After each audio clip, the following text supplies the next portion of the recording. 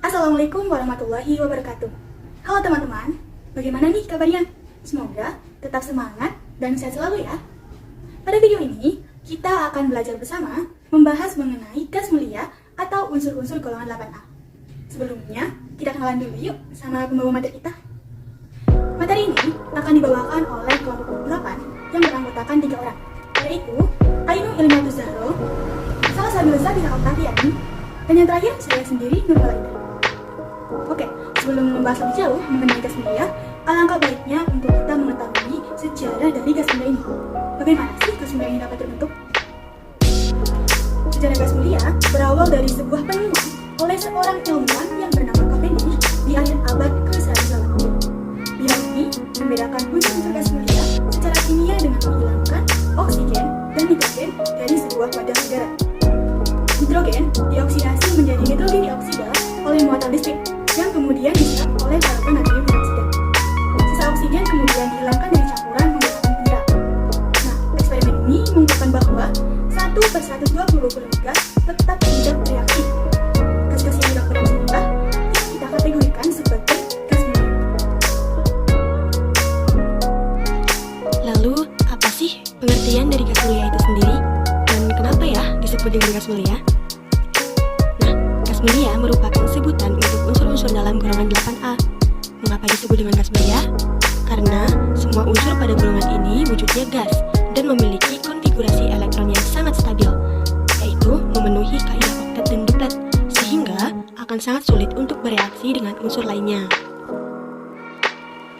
Dan unsur-unsur yang termasuk ke dalam gas mulia ini ada 6, yaitu helium, neon, argon, krypton, xenon, dan radon. Selanjutnya, keberadaan masing-masing unsur di alam. Untuk helium, ada di bintang dan 0,0005% dari atmosfer bumi. Neon ada di 0,0018% dari atmosfer bumi. Argon ada di 0,93% dari atmosfer bumi. Untuk xenon ada di atmosfer dan inti bumi. Krypton ada di atmosfer bumi 1 ppm dan atmosfer Mars 0,3 ppm. Dan untuk radon berada pada radium yang telah terurai. Untuk sifat-sifat dari gas mulia meliputi sifat fisis dan sifat kimia.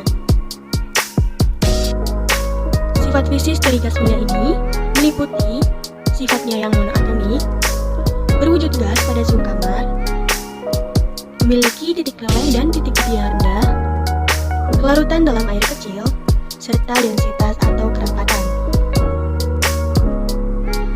Karena unsurnya termasuk unsur yang stabil, maka unsur gas mulia ini ditemukan di alam dalam keadaan tunggal atau gas monoatomik. Jadi, unsur gas mulia ini hampir semuanya tidak ditemukan di alam dalam bentuk senyawanya. Meskipun demikian, unsur gas mulia ini sudah ada dalam bentuk senyawa yang merupakan hasil sintesis di laboratorium. Nah, senyawa yang mengandung gas mulia yang pertama kali disintesis adalah xenon hexafluoroplatinat atau XePTF6. Gas mulia memiliki titik leleh dan titik didih yang sangat rendah. Titik didih dan titik leleh unsur-unsur gas mulia lebih kecil dari suhu kamar atau 25 derajat Celcius, sehingga seluruh unsur gas mulia berwujud gas. Titik leleh dan titik didih unsur-unsur gas mulia dari atas ke bawah atau dari helium ke radon akan semakin bertambah seiring dengan bertambahnya massa atom dan jari-jari atom. Densitas atau kerapatan unsur-unsur gas mulia juga akan semakin bertambah dari atas ke bawah. Nah, densitas ini dipengaruhi oleh massa atom, jari-jari atom, dan gaya London.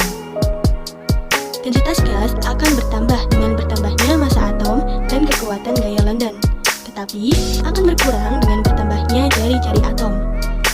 Meskipun demikian, pengaruh massa atom dan gaya London lebih signifikan dibanding pengaruh jari-jari atom, sehingga densitas gas ini akan bertambah dari helium ke radon. Sedangkan untuk sifat kimia dari gas mulia meliputi sifat daya tarik reaktif, konfigurasi oktet dan duplet, jari-jari atom, lalu energi ionisasi. Gas mulia termasuk unsur yang tidak reaktif karena memiliki konfigurasi elektron yang sudah stabil atau memenuhi kaidah oktet dan duplet. Hal ini didukung kenyataan bahwa gas mulia di alam selalu berada sebagai atom tunggal atau monoatomik. Meskipun begitu, bukan berarti ya gas mulia Dari periode 3 ke atas, gas mulia ini sudah dapat bereaksi dengan unsur yang sangat elektronegatif, seperti fluorin dan oksigen. Lalu untuk jari-jari atom gas mulia ini akan bertambah seiring bertambahnya nomor atom, sehingga dari helium hingga ke radon, jari-jarinya akan semakin bertambah besar. Jari-jari atom berbanding lurus dengan kereaktifan, sehingga kereaktifan gas mulia akan bertambah dari helium hingga ke radon. Hal ini disebabkan karena pertambahan jari-jari atom menyebabkan daya tarik inti terhadap elektron pada terluar akan berkurang, sehingga semakin mudah ditarik oleh atom lain. Kemudian untuk energi ionisasi gas mulia dari helium hingga ke radon akan semakin kecil. Hal tersebut menunjukkan bahwa semakin kecilnya harga energi ionisasi, maka akan semakin reaktif unsur tersebut.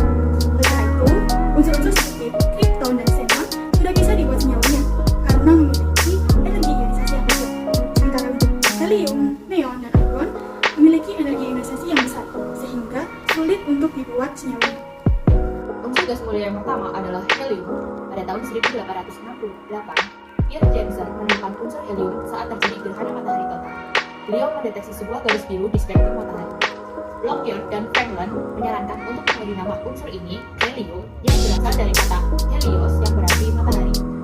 Karakteristik unsur helium: yang pertama simbol He, nomor atom 2, nomor massa 21, konfigurasi elektron 1/2, massa atom 4,0026 gram per mol, jari-jari atom 0,5, titik leleh minus 272 derajat Celcius, titik didih minus 267 derajat Celcius, energi ionisasi 2647 joule per mol, afinitas elektron 48 Sifat gas helium. Helium merupakan unsur gas mulia terbanyak kedua di alam semesta setelah hidrogen. Helium terbentuk dari perubahan zat radioaktif yaitu uranium dan thorium. Helium hanya memiliki 2 elektron yang dapat berpartisipasi dalam reaksi kimia. Gas ini merupakan zat yang ringan dan tidak mudah terbakar. Paling tidak reaktif dari semua unsur, sifat non-reaktif helium dikarenakan gas mulia yang paling ringan. Meskipun wujudnya berbentuk gas, helium dapat dicairkan dalam suhu yang amat rendah dan tekanan yang tinggi. Selain tampilannya yang tidak berwarna, helium juga tidak berbau, tidak berasa, dan tidak beracun. Pembuatan gas helium.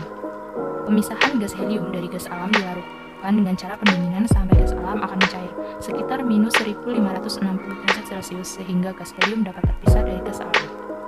Helium dapat membentuk senyawa yang tidak stabil yang dikenal sebagai eksimer dengan tungsten, yodium, fluorin, sulfur, dan fosforus ketika terkena lucutan pijar, tumbukan elektron, maupun plasma dari sebab lainnya. Senyawa HNE, HgHe10, WHe2, dan ion He2+, He22+, HeH+, dan HeD+, telah berhasil dibentuk melalui cara ini. Penggunaan gas helium. Helium biasa digunakan untuk mengisi balon udara. Helium yang tidak reaktif digunakan untuk mengambil nitrogen untuk membuat udara buatan yang dipakai dalam penyelaman dasar laut. Wujud helium yang cair juga dapat digunakan sebagai zat pendingin karena memiliki titik uap yang sangat rendah. Bahaya gas helium. Jika gas helium tersentuh atau mengenai kulit manusia, maka tubuh manusia akan mengalami mati rasa. Dan jika gas helium terhirup, dapat memblokir jalannya oksigen ke dalam otak dan menyebabkan otak kehabisan oksigen. Gas mulia yang kedua adalah neon. Jean William Ramsay dan Maurice William Raffles pada tahun 1890 keduanya mencairkan udara kemudian memanaskan dengan serta memisahkan masing-masing yang ketika pemisahan ditemukan gas yang disebut neon yang berasal dari bahasa Yunani artinya dari. Karakteristik unsur neon: simbol Ne, nomor atom 10, nomor massa 20, konfigurasi elektron 1s2, 2s2, 2p6, massa atom 20,1797 gram per mol, jari-jari atom 0,65, titik leleh minus 249 derajat Celcius, titik didih minus 246 derajat Celcius, energi ionisasi 2080 kJ per mol, afinitas elektron minus 127. Sifat unsur neon. Yang pertama, konfigurasi elektronnya stabil. Kedua, unsur neon memiliki kecenderungan untuk tidak bereaktif. Ketiga, memiliki tingkat kestabilan tinggi. Pembuatan unsur neon. Neon dapat diperoleh dari udara melalui proses distillation fraction. Yang pertama dilakukan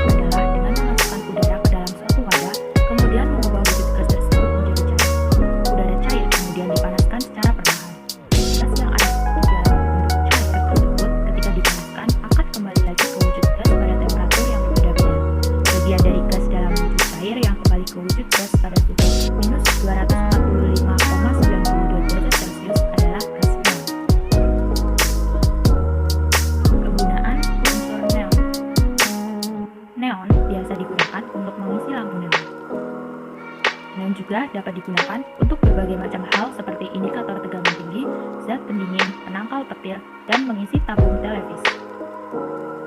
Bahaya unsur neon. Radiasi cahaya dari lampu neon bisa menyebabkan berbagai masalah. Lampu neon bisa menyebabkan masalah pada mata seperti ketegangan dan peradangan pada mata serta kerusakan pada retina dan miopia yang disebabkan dari kecerahan dari lampu neon. Unsur gas mulia yang kedua adalah argon. 1894 telah berlanjut dan didesain dengan berdasarkan teori Basel. Keduanya mereaksikan zat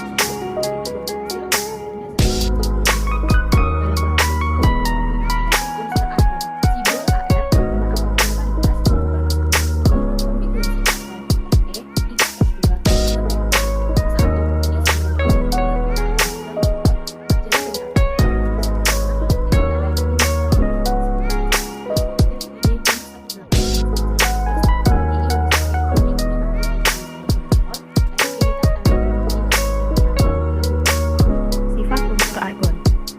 Argon terbentuk dari puluhan zat radioaktif berupa kalium yang terdapat di kerak bumi. Argon tidak membentuk senyawa yang stabil dalam temperatur ruang. Unsur argon memiliki tingkat kelarutan dalam air yang sama dengan oksigen dan bahkan 2,5 kali lebih mudah larut dibandingkan dengan nitrogen. Argon tidak bereaksi dengan unsur-unsur lain untuk membentuk senyawa. Argon merupakan gas terbanyak ketiga yang terdapat di dalam atmosfer bumi setelah nitrogen dan oksigen. Pembuatan unsur argon. Argon dihasilkan dari penyulingan bertingkat udara cair karena atmosfer mengandung 0,94% argon. Selain itu, argon juga dapat dihasilkan dengan memanaskan udara dan kalsium karbida. Nitrogen dan oksigen di udara akan diikat oleh kalsium karbida. Argon dapat bereaksi dengan H dan F membentuk argon hidrofluorida. Senyawa ini dihasilkan oleh fotolisis dan matriks AR padat dan stabil pada suhu rendah. Dengan reaksi, AR dalam bentuk solid dan HF menjadi HARF. Selain produk tersebut, contoh sintesis senyawa argon juga dalam bentuk ion argon hidrate atau argonium yang telah terdeteksi pada detik kosmik terkait dengan supernova nebula Kuiper. Ini adalah molekul gas mulia pertama yang terdeteksi di luar angkasa. Argon hidrate padat memiliki struktur kristal. Ia terbentuk pada tekanan antara 4,3 dan 220 gram Pascal. Melalui pengukuran Raman diketahui bahwa molekul H2 dalam argon hidrate terdisosiasi di atas 175 gram Pascal. Kegunaan unsur argon. Ketika berada di dalam medan listrik, argon akan memunculkan warna lilac atau ungu. Unsur gas mulia ini banyak digunakan dalam bidang industri, baik dalam bentuk gas maupun cair. Argon digunakan dalam bentuk bola lampu pipa listrik dan tabung fluoresen, tabung pengisian cahaya, tabung kilau, dan lain-lain. Argon juga digunakan sebagai gas inert yang melindungi dari bunga api listrik dalam proses pengelasan, produk titanium, dan unsur reaktif lainnya, dan juga sebagai lapisan pelindung dalam pembuatan kristal silikon dan germanium. Bahaya unsur argon. Meskipun argon tidak beracun, tetapi ia 38% lebih rapat daripada udara dan oleh karenanya dianggap sebagai gas asfiksia berbahaya dalam ruang tertutup.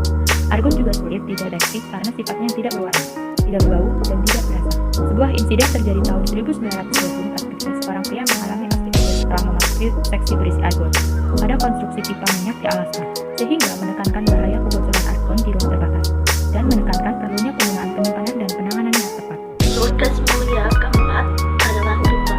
Sejarah kripton. Kripton ditemukan di Britania pada tahun 1898 oleh Sir William Ramsay dan Maurice Davis, dan dalam versinya mengeluarkan hampir semua komponennya adalah udara cair. Karakteristik kripton: simbol Kr, nomor atom 36, nomor massa 84, konfigurasi elektron Al 3d10, 4s2, 4pm, massa atom 83,8 gram per mol, jari-jari atom 1,10, titik leles minus 150 derajat Celcius, titik didih minus 152 derajat Celcius, energi ionisasi 1350 kJ per mol, aktivitas elektron minus 96 kJ per mol. Kripton merupakan gas yang paling langka di atmosfer dari unsur-unsur gas mulia lainnya. Pada kondisi normal, kripton bersifat tidak berwarna dan tidak berbau. Namun, apabila diletakkan pada medan listrik bertekanan tinggi, kripton akan memancarkan cahaya berwarna putih. Sifat kimia kripton: sukar bereaksi, hanya untuk bereaksi dengan fluorin yang disinari atau diberi loncatan muatan listrik. Pembuatan kripton. Kripton dapat direaksikan dengan fluor F2 dan menghasilkan kripton difluorida atau KrF2 dengan rumus molekul Kr plus F2 menghasilkan KrF2. Reaksi ini dihasilkan dengan cara mendinginkan Kr dan F2 pada suhu minus 196 derajat Celcius, lalu diberi loncatan muatan listrik atau sinar X. Dari kira-kira solusi senyawa krypton yang dikenal, semuanya merupakan garam kompleks yang diturunkan dari KrF2. Salah satu contoh pembentukan garam adalah KrF2 plus SbF5 menghasilkan KrF plus SbF. Unsur krypton. Penggunaan krypton penting ada pada lampu landasan pacu bandara bertenaga tinggi. Selain itu, ionisasi gas krypton akan menghasilkan warna keputihan yang menjadi bahan pengisi bola lampu sebagai sumber cahaya putih cemerlang dalam fotografi kecepatan tinggi. Krypton juga digunakan sebagai lampu mercusuar. Bahaya krypton. Gas ini bersifat inert dan diklasifikasikan sebagai gas yang menyebabkan sesak nafas ringan. Inhalasi dalam konsentrasi berlebihan dapat menyebabkan pusing, mual, muntah, kehilangan kesadaran, dan bahkan kematian. Unsur gas mulia yang kelima adalah xenon. Sejarah xenon. Xenon ditemukan pada tahun 1898 oleh Ramsay dan Traves dalam zaitung yang tersisa setelah menguapkan udara cair. Xenon adalah anggota mulia atau gas inert. Unsur ini ditemukan dalam bentuk gas yang dilepaskan dari mineral mata air tertentu dan dihasilkan secara potensial dengan xenon. Simbol Xe. Nomor atom 54, nomor massa 131, konfigurasi elektron Ar 410, 5s2, 5p. Massa atom 131,29 gram per mol. Ciri-ciri atom 130, titik leleh minus 112 derajat Celcius, titik didih minus 107 derajat Celcius. Energi ionisasi 1170 kJ per mol. Afinitas elektron minus 77 kJ per mol. Xenon adalah gas berat yang langka dan tidak berbau. Gas ini bersifat tidak reaktif pada sebagian besar bahan kimia. Sifat kimia unsur xenon pada keadaan standar gas mulia tidak dapat terbakar, mudah terhidrolisis oleh udara lembab.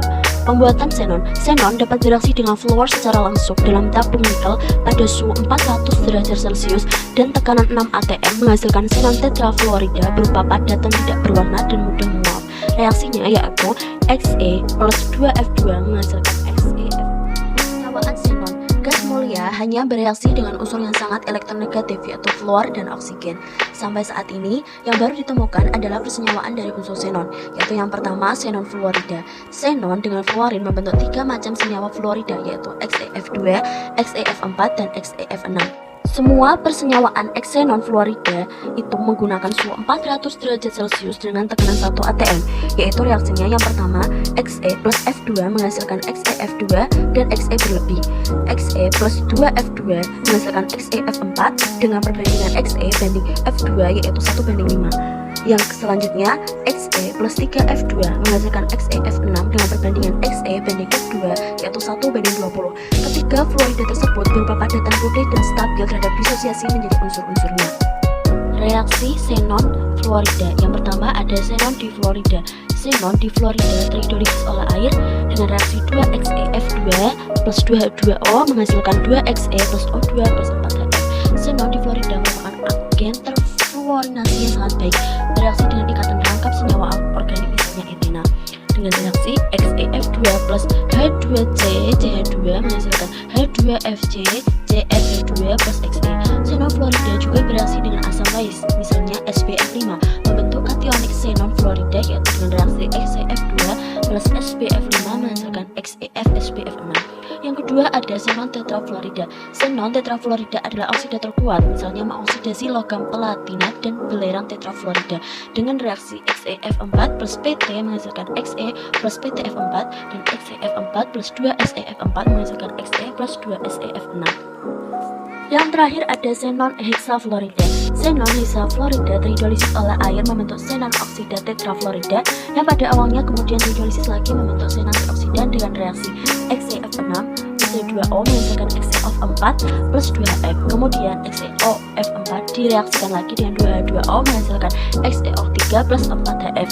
Xenon hexafluorida juga bereaksi dengan silikon dioksida dengan reaksi 2XeF6 plus 3SiO2 menghasilkan 2XeO3 plus 3SiF4. Yang kedua ada xenon oksida. Xenon membentuk 2 senyawa oksida, xenon trioksida dan xenon tetraoksida. Xenon trioksida berupa padatan lembab cair tak berwarna, mudah meledak dan bersifat oksidator kuat. Sedangkan xenon tetraoksida berupa gas yang mudah meledak. Nah, reaksi dari xenon oksida ini yang pertama ada xenon trioksida. Xenon trioksida bereaksi dengan basa encer menghasilkan ion hidrogen xenat yaitu HXeO4-, tapi ion ini tidak stabil dan mengalami diproporsionasi menjadi gas xenon dan isi ion persenat yaitu XeO6-, dengan reaksi XeO3 plus OH- menghasilkan HXeO4-, kemudian 2 HXeO4- ini direaksikan dengan 2 OH- menghasilkan XeO64- plus Xe plus 22O. Yang kedua ada xenon tetraoksida. Xenon tetraoksida dapat dipreparasi dari reaksi antara barium persenat dengan asam sulfat pekat dengan reaksi Ba2XeO64- plus 2H2SO4- menghasilkan 2PaSO4 plus XeO4 plus 22O. Nah, sekarang kita membahas tentang kegunaan xenon. Xenon ini dapat digunakan dalam pembuatan lampu untuk bakterisida atau pembunuh bakteri, kemudian bisa digunakan dalam pembuatan tabung elektron, juga obat bius pada pembedahan, serta xenon ini juga berguna sebagai bahan pembuatan lampu disko.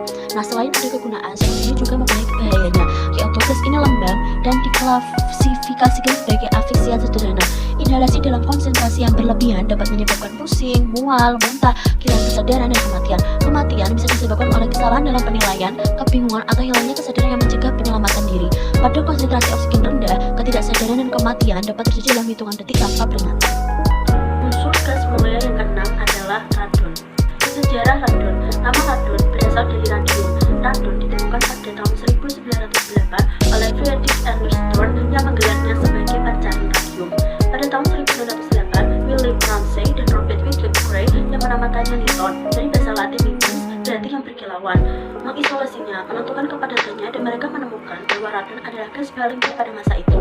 Dan sampai sekarang, semenjak 1923, unsur 86 ini disebut simbol Rn, nomor atom 86, nomor massa 222, konfigurasi elektron Xe 4F14, 5D10, 6S2, 6Pa, massa atom 222 gram per mol, jari-jari atom 1,45, titik leleh minus 71 derajat Celcius, titik hidup minus 62 derajat Celcius, dan ionisasi 1004. Radon merupakan unsur gas mulia yang bersifat radioaktif.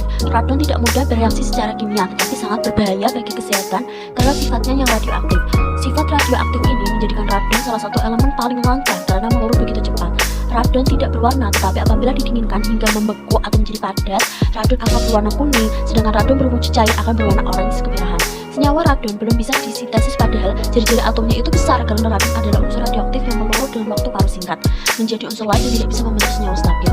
Nah, sifat kimia dari radon ini, pada suhu dan tekanan ruang, radon tidak berwarna, tetapi apabila didinginkan hingga membeku, radon akan berwarna kuning, sedangkan radon cair akan berwarna merah jingga. Cara pembuatan radon. Radon berasal dari peluruan panjang unsur radioaktif unsur uranium dan peluruan langsung radium. Peluruan radioaktif uranium mineral terutama granit menghasilkan gas radon yang dapat menyebar melalui tanah dan batu dan memasuki gedung melalui basement dan melalui pasukan air yang berasal dari bawah. Gas dapat terakumulasi dalam udara rumah yang berventilasi buruk. Radon dapat bereaksi dengan fluorida yang reaksinya berlangsung secara spontan, yaitu Rn plus F2 itu menghasilkan RnF2. Kegunaan radon. Radon dapat digunakan dalam terapi kanker karena bersifat radioaktif. Radon juga bermanfaat bagi kehidupan manusia karena dapat berperan sebagai sistem peringatan gempa. Hal ini bisa terjadi karena bila lempengan bumi bergerak, kadar radon akan berubah sehingga bisa diketahui bila adanya gempa dari perubahan kadar radon. Nah, bahaya dari radon. Gas radioaktif ini dihasilkan dari pembusukan normal unsur uranium, thorium, dan radium dalam batuan dan tanah. Gas ini berbahaya bagi kesehatan dan bisa meningkatkan risiko kanker paru-paru apabila terhirup oleh manusia. Rumah tanpa ventilasi yang baik bisa mengakibatkan gas radon ini terjebak dan akhirnya terhirup oleh manusia.